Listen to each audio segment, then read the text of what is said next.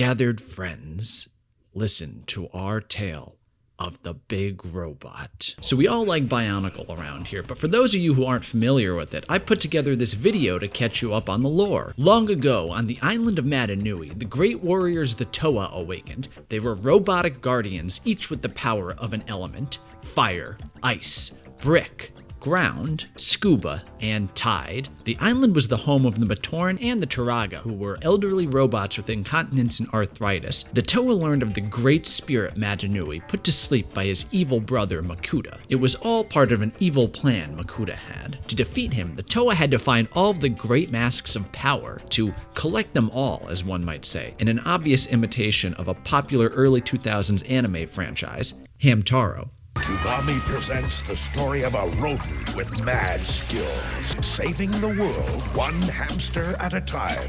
Hamtaro, Monday, June 3rd at 4.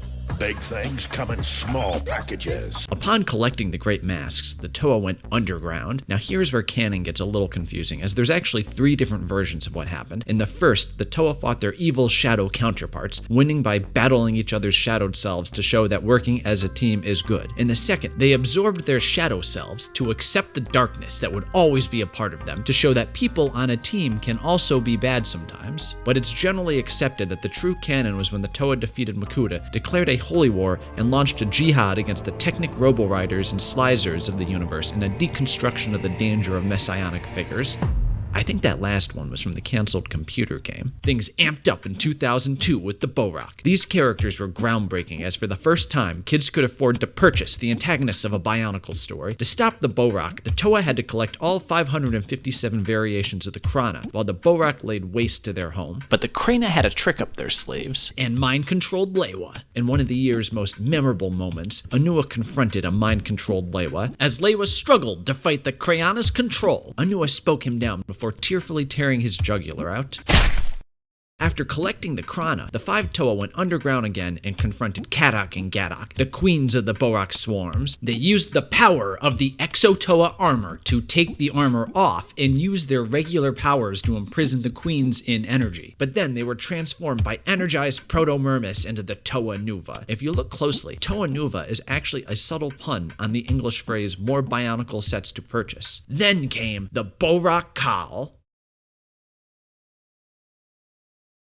After Takua found the Mask of Light, he and Jala went on an epic quest across the island of Matanui for the 7th Toa. They traveled from locale to locale, exploring the island while hunted by the scourge of the Rakshi. Takua was consistent in his rejection of the call throughout the quest. It's classic hero's journey, folks. But finally, Takua accepted the truth and became the 7th Toa. In the most epic battle seen in the Bionicle universe to date, Takanuva, the 7th Toa, challenged Makuta, the Master of Shadows, in a duel for the fate of Matanui. Then Makuta got crushed by a door, and they left. But it was all part of Makuta's plan. Then, Tales of the Masks came out. This epic novel topped the New York Times bestsellers list for 15 months and ultimately netted a Nobel Prize in Literature. This book about the Toa Nuva finding the great masks again left shocking reverberations across canon. Even today, critics debate the meaning of this masterpiece. The next story takes place 1,000 years before the previous 3, in the city of Metranui. Turaga Vakama spent the next 2 years telling the increasingly impatient Toa Nuva the story of the Toa Metru, the Turaga in their prime. After allegedly fighting the evil Morbizak plants, the Toa were branded traitors by Turaga Doom, an agent of Makuta. On the run, the Toa Metru battled the villainous Vaki and the evil Dark Hunters. I think there was some kind of problem with the Dark Hunters leader. I saw a video about it somewhere. But then, it was revealed that Makuta's agent Turaga Doom was actually Makuta the whole time. Taking over the city, Makuta put the Matoran into comas and killed Vakama's best friend Turaga Duracell. Not backing down, the Toa Metru battled Makuta and froze him in pure protodermis. But it was all part of Makuta's plan. All was well. However, they decided to abandon the city, coming to the island of Matanui for an idyllic home of teepee life and no indoor plumbing. Now, it's important to understand the next storyline also takes place 1,000 years in the past, but it takes place during the events of the 2004 story, right after the Toa defeat Makuta, before Vakama got the Mask of Time back, after the plant Karzani was defeated, and around the same time Vladek the Conqueror forged the Vlad Mask. Things got dark this year. 2005 saw the Toa Metru would transform into vicious,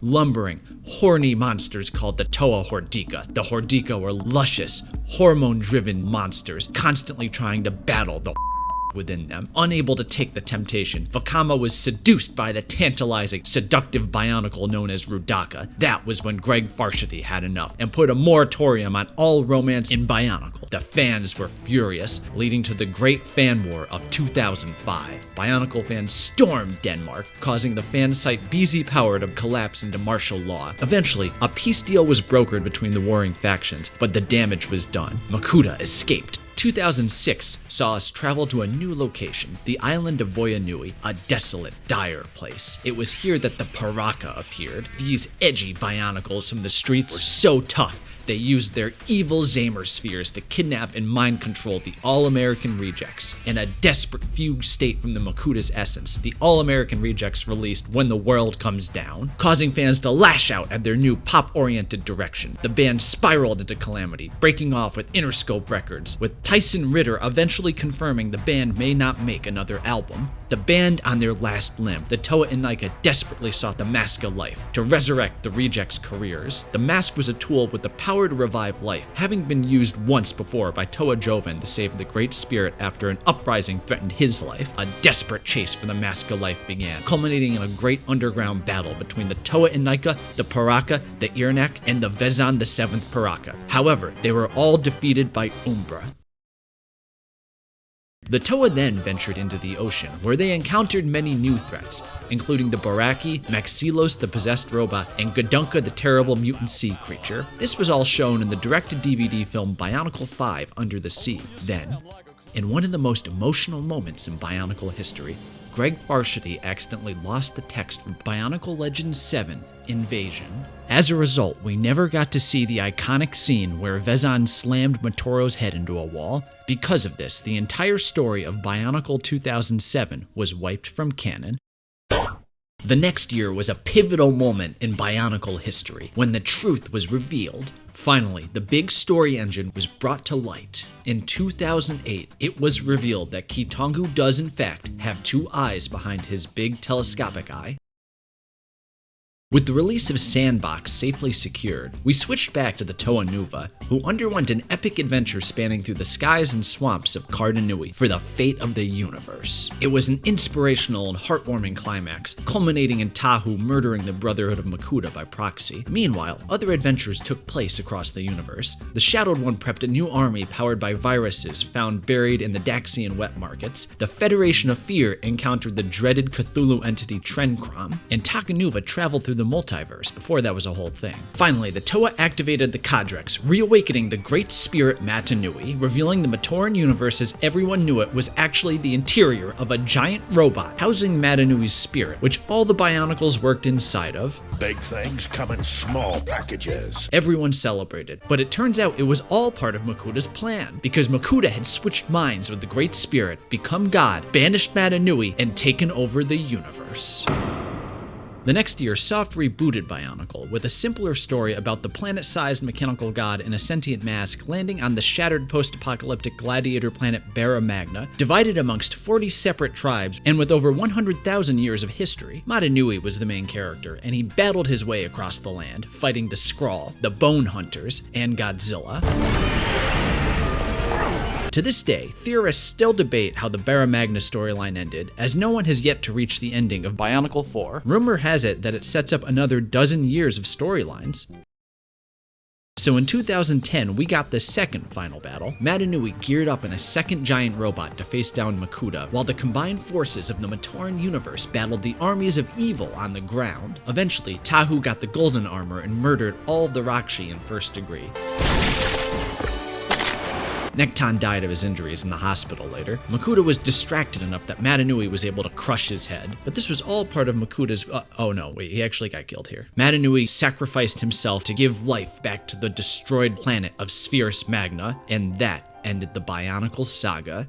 Now this is where the story starts to really get interesting. Anua sent a special team of Toa to find the great beings, the aliens that created Matanui and the entire Matoran universe. But turns out Velika, the Pomatoran from 2006, was actually the great beings the whole time. Velika began murdering the god-level Bionicles as part of his diabolical plan to overthrow the universal balance of power. At the same time, Kopaka and Pohatu traveled to the Red Star, where they learned every Bionicle that ever died had been resurrected and turned into bloodthirsty zombies determined to devour their brains. Across the desert, an ancient entity Annona appeared, able to manifest dreams, turning the great beings insane. As the Sandagori went mad one by one from the dreaming plague, sapping their sanity, Annona came into contact with the gold-like being called the Godin Being, who mind-controlled the Toa Mari and launched a full-force attack against the creature. And that is the story of Bionicle.